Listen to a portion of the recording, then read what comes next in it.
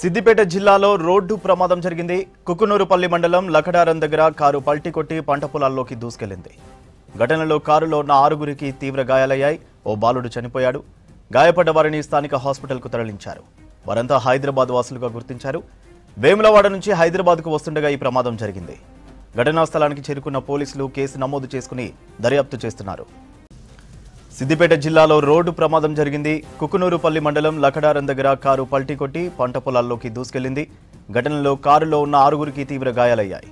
ఓ బాలుడు చనిపోయాడు. గాయపడ్డ వారిని స్థానిక హాస్పిటల్కు తరలించారు. వారంతా హైదరాబాద్ వాసులుగా గుర్తించారు. వేములవాడ నుంచి హైదరాబాద్కు వస్తుండగా ఈ ప్రమాదం జరిగింది. ఘటనా స్థలానికి చేరుకున్న పోలీసులు కేసు నమోదు చేసుకుని దర్యాప్తు చేస్తున్నారు.